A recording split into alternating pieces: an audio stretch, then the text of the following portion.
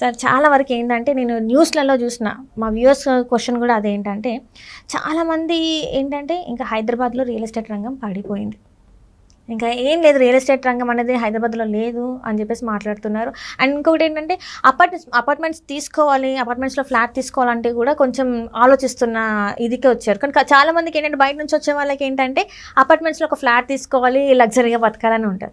So మీరేం చెప్తారు అసలు? రియల్ ఎస్టేట్ ఒక నిజమైన స్థిరమైన ఆస్తి. రియల్ ఎస్టేట్ అనేది ఎప్పుడు కూడా పెరుగుతుంది లేదా ఆగుతుంది, కానీ తగ్గడం అనేది ఉండదు. అట్లా ఎవరన్నా ఉన్నారు అంటే కనుక వాళ్ళు భ్రమలో బతుకుతున్నారు. దయచేసి నా రిక్వెస్ట్ ఏంటంటే ఆ భ్రమ నుంచి బయటికి రావాలి, ఫస్ట్ పాయింట్. సెకండ్ ఏంటంటే ఎక్కడైనా సరే కానీ ఎలక్షన్కి ముందు కానీ ఏదన్నా క్రైసిస్ వచ్చినప్పుడు కానీ, కోవిడ్ వచ్చింది, చాలా మంది ఏమన్నారంటే మీకు తెలియకపోవచ్చు బట్ మేము రియల్ ఎస్టేట్లో ఉన్నాం కాబట్టి మాకు ఎట్లా చెప్పారంటే అయిపోయింది రియల్ ఎస్టేట్గా. రియల్ ఎస్టేట్ నెక్స్ట్ 10 సంవత్సరాలు రియల్ ఎస్టేట్గా ఉండనే ఉండదు. ఇక రియల్ ఎస్టేట్ చేసిన వాళ్ళందరూ రియల్ ఎస్టేట్లో ఉన్న వాళ్ళందరూ రోడ్డు మీదకి వచ్చేసరిగా అయిపోయింది వాళ్ళ పని, మళ్ళీ ఎప్పుడు లేస్తుందో ఏమో మొత్తం, ఎందుకంటే ఫైనాన్షియల్ క్రైసిస్ వచ్చేసినాయి, ఇక అయిపోయింది రాబోయే రియల్ ఎస్టేట్ పని అనుకున్నారు. కట్ చేస్తే 2000 ఎప్పుడైతే మనకి ఈ కోవిడ్ అయిపోయిందో 2021 నుంచి మొదలు పెడితే మళ్ళీ రియల్ ఎస్టేట్ భూము 23 ఎండింగ్ వరకు పీక్స్లోకి వెళ్ళిపోయింది ఆల్రెడీ. ఎందుకంటే మీరు చెక్ చేసుకోండి, హైదరాబాద్లో కొన్ని ప్లేసెస్ నాకు పర్సనల్గా తెలుసు డబల్ కన్నా ఎక్కువ కూడా రేట్లు అయినాయి అక్కడ, ఎందుకంటే అంతలాగా పెరిగింది. సో హైదరాబాద్లోనే కాదు ఎక్కడైనా సరే రియల్ ఎస్టేట్ అనేది పెరుగుతుంది కానీ తగ్గదు. First point. కొన్ని రోజులు ఏమవుతుంది అంటే ఆగుతుంది. మార్కెట్ కండిషన్ ఏదైనా చేంజ్ అయినప్పుడు, ఎలక్షన్ వచ్చినప్పుడు, గవర్నమెంట్లు మారినప్పుడు ఎందుకు ఆగుతుంది అంటే కొత్త గవర్నమెంట్ ఏమైనా చేంజెస్ అయితే, ఇప్పుడు 10 సంవత్సరాలు మనం కేసీఆర్ సార్ని చూసినాం, వాళ్ళ పాలసీస్ ఏమున్నాయి, వాళ్ళ సిస్టమ్ ఎట్లుందో అందరం చూసాం, మనకు ఒక ఐడియా ఉంటుంది. కానీ కొత్త గవర్నమెంట్ వచ్చినప్పుడు వీళ్ళ మైండ్ సెట్ ఎలా ఉంది, వీళ్ళేం ఆలోచన చేస్తున్నారు, వీళ్ళు ఏ ఏరియాని ఫోకస్ చేయబోతున్నారు, ఎక్కడ డెవలప్మెంట్ చేయబోతున్నారు, నెక్స్ట్ వీళ్ళేం తీసుకొస్తారన్న చెప్పేసి చాలా మంది ఆగి చూద్దాం, తొందరపడొద్దని చెప్పి ఆగుతారు. సో అందుకని చెప్పేసి మార్కెట్ అనేది ఖచ్చితంగా స్లో ఉంటుంది. ఇదేం కొత్త కాదు, మళ్ళీ ప్రతిసారి ఇలాగే జరుగుతుంది ఎప్పుడు ఎలక్షన్ వచ్చినా. ఇంకోటి ఏంది, ఎలక్షన్ వచ్చిన తర్వాత అమౌంట్ బయట తీసుకెళ్ళి మనం తిరగలుగుతామా? లేదు, అదొక ప్రాబ్లం ఉంటుంది. కాబట్టి మార్కెట్ కొన్ని రోజులు ఆగుతుంది అంతే. మీరు ఇప్పుడు రీసెంట్ టైంలో మీరు కూడా వినుంటారు, నేను కూడా రెగ్యులర్గా ఆర్టికల్స్ చదువుతుంటాను దీని మీద. మీరు ఎప్పుడైనా విన్నారా, ఇగో ఫ్లాట్ ఇక్కడ ₹1,00,00,000 ఉండే, ఇగో మొత్తం మార్కెట్ డల్ అయిపోయింది 90 లక్షలకి ఇస్తున్నారు అని విన్నారా? వినుండరు. ఎందుకంటే ఎవరు కూడా, మీకు ఒక సీక్రెట్ చెప్తాను, ఇప్పటివరకు ఇక్కడ చెప్పలేదు, ఈరోజు ఒక సీక్రెట్ చెప్తున్నాను నేను. రియల్ ఎస్టేట్లో ఉన్న వాళ్ళకి, బిల్డర్స్ గురించి, డెవలపర్ల గురించి, మార్కెటింగ్ చేసే వాళ్ళ గురించి ఒక విషయం చెప్తా. ఎప్పుడైనా సరే ఇట్లా మార్కెట్ ఆగింది కదా, స్లో అయింది అనుకోండి, ఫర్ ఎగ్జాంపుల్ కొన్ని రోజులు పెరగలేదు అనుకోండి, ఆ తర్వాత వాళ్ళు ఏం చేస్తారు తెలుసా, డెవలప్ అయినప్పుడు ఎప్పుడైతే మళ్ళీ బూమ్ లేస్తుంది కదా, పీక్స్కి వెళ్తుంది కదా, అప్పుడు వాళ్ళు వడ్డీ చక్రవడ్డీ కలిపి మళ్ళీ రిటర్న్ వసూలు చేస్తారు. వాళ్ళు ఎప్పుడైనా సరే లాస్లో అయితే ఎవరు అమ్ముకోరు. ₹1,00,00,000 కొంటే కనీసం 1,00,00,000 అమ్ముతారు తప్ప 99 లక్షలకు ఎవరు అమ్మరు. తక్కువ అయితే కాదు, ఇంపాసిబుల్ అది. నేనే ఇప్పుడు మీరే ఉన్నారు మేడం, మీరే ఏదైనా ఒక ప్రాపర్టీ ఉన్నారు, మీరు తక్కువ అమ్ముకుంటారా? ఎవరు అమ్ముకోరు, డబ్బులు రావాలని చూస్తాం కదా. కాబట్టి మార్కెట్స్ కండిషన్ అనేది కొంచెం స్లో అయినప్పుడు కస్టమర్ రావడానికి కొంచెం స్లో ఉంటుంది. కానీ ఎప్పుడైనా సరే ఇన్వెస్ట్మెంట్ చేసే టైంలో ఇన్వెస్టర్ పాయింట్ ఆఫ్ వ్యూలో ఆలోచిస్తే ఎప్పుడు వాళ్ళు ఇన్వెస్ట్మెంట్ చేయాలంటే మార్కెట్ స్లో ఉన్నప్పుడే కొనాలి, మార్కెట్ తక్కువ ఉన్నప్పుడు కొనాలి. మీరు కొనాలి ఎందుకంటే మీకు రిక్వైర్మెంట్ ఉంది. మీరు రిక్వైర్మెంట్ ఉన్నప్పుడు మార్కెట్ కండిషన్తో మీకు సంబంధం లేదు కదా, అవునా కదా? కాబట్టి మార్కెట్ ఎప్పుడైతే స్లో ఉంటుందో అప్పుడే డిస్కౌంట్లు కూడా ఎక్కువ వస్తాయి. ఫర్ ఎగ్జాంపుల్ ఇప్పుడు నాకు వచ్చే దగ్గర నాకు ₹1,000 ప్రాఫిట్ వస్తుంది అన్నప్పుడు 1000 కనీసం 500 వచ్చినా చాలనుకుని అమ్మే వాళ్ళు ఈ టైంలో ఎక్కువ ఉంటారు.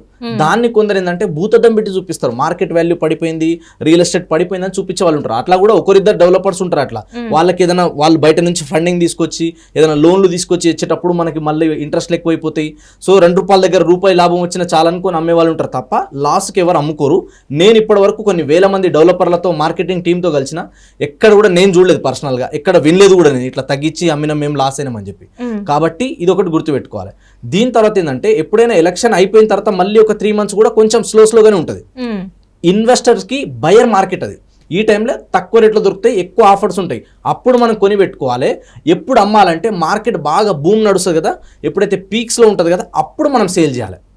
అమ్మడానికి మనం మంచి టైం చూసుకోవాలి, కొనడానికి మంచి టైం చూడొద్దు. ఎందుకంటే ఏ టైం అయినా మంచి టైమే కొనడానికి, ప్రాపర్టీ కాబట్టి. కానీ అమ్మాలంటే ఒక పీక్స్ లో ఉన్నప్పుడు ఏమవుతుంది అంటే మనం కూడా డిమాండ్ చేయడానికి ఉంటుంది. కాబట్టి మనకి మంచి రిటర్న్ రావాలి, మనకి మంచి ప్రాఫిట్ రావాలంటే కనుక భూమి ఉన్నప్పుడు అమ్మాలి. కానీ ఇన్వెస్ట్మెంట్ చేయాలనుకున్న వాళ్ళు మాత్రం భూమి తక్కువ ఉన్నప్పుడే కొనాలి. కానీ చాలా మంది ఏంటంటే వాళ్ళు చెప్పిరు వీళ్ళు చెప్పిరు అని వింటారు. ఎప్పుడైనా సరే కానీ ఒక ఫీల్డ్లో డ్రైవింగ్ నేర్చుకోవాలంటే కనీసం 5 సంవత్సరాలు కార్ నడిపిన వ్యక్తి దగ్గర నుంచి నేర్చుకోవాలి. నన్ను అడిగితే కటింగ్ చేయడం నేర్చుకోవాలంటే మినిమం 5 సంవత్సరాలు సెలూన్లో వర్క్ చేసిన ఆ వ్యక్తిని అడగాలి. నేను ఒక యాంకర్ అవ్వాలంటే కూడా మీలాంటి ఎక్స్పర్ట్లు మినిమం 5 సంవత్సరాల కన్నా ఎక్కువ వర్క్ చేసిన వాళ్ళ దగ్గర నుంచే నేర్చుకోవాలి. అంతేగాని ఇప్పుడు కూరగాయలు అమ్ముకునేటోని పోయి మీరు ప్లాట్ కొనాలంటే ఆయన ఏమంటాడు, ప్లాట్ ఏం కొంటావా, ప్లాట్లు ఏం చేస్తావా, రియల్ ఎస్టేట్. నేను వచ్చిన కొత్తలో నాకు ఇది అన్నారు, రియల్ ఎస్టేట్ ఏడ నడుస్తుంది పోయి, లాక్డౌన్ వచ్చింది మొత్తం పడిపోయింది. ఇగో నేను చూడు సాయంత్రం పూట అయితే కూరగాయలకు నీళ్ళు చల్లుకుంటున్నా అమ్ముకుంటున్నా, దాన్ని కూడా కూరగాయలు అమ్ముకుంటారు. జనాలు పిచ్చోళ్ళు రాత్రిపూట 12 గంటలకు 1 గంటలకు కూడా చలికాలంలో వర్షాకాలంలో కూడా ఐస్ క్రీమ్ తింటారు, దాన్ని నువ్వు వచ్చి ఐస్ క్రీమ్ పెట్టుకో అంటాడు.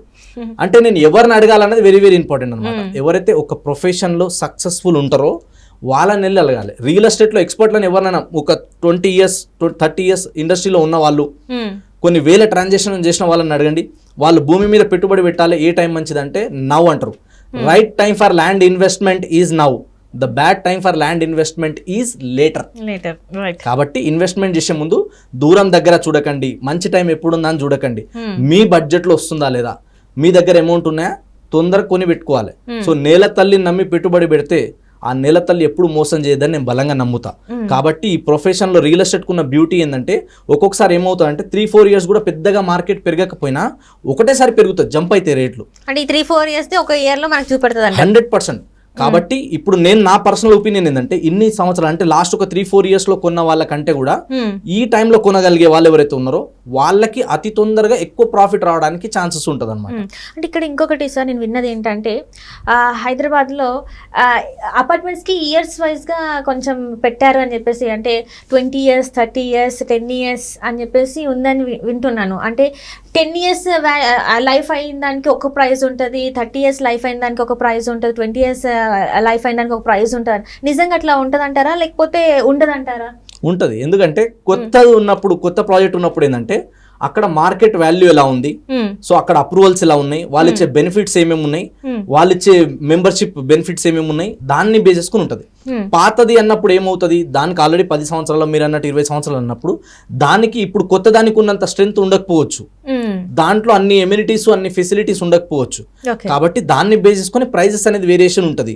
అండ్ మనం రీసేల్కి వెళ్ళినప్పుడు కూడా ఏంటంటే మనం ఇవాళ ఎంతైతే పెడుతున్నామో మనకి ఏవేవైతే ఎమ్యూనిటీస్ ఫెసిలిటీస్ ఉన్నాయో దీన్ని బేస్ చేసుకుని మనం రేపు రీసేల్కి వెళ్ళేటప్పుడు కూడా మనకు సేల్ డీడ్ లో మనకున్న వాల్యూ దాన్ని ఎంతైతే ఉంటుందో దాన్ని బేస్ చేసుకుని కూడా పెరగడానికి ఎక్కువ ఛాన్స్ ఉంటుంది.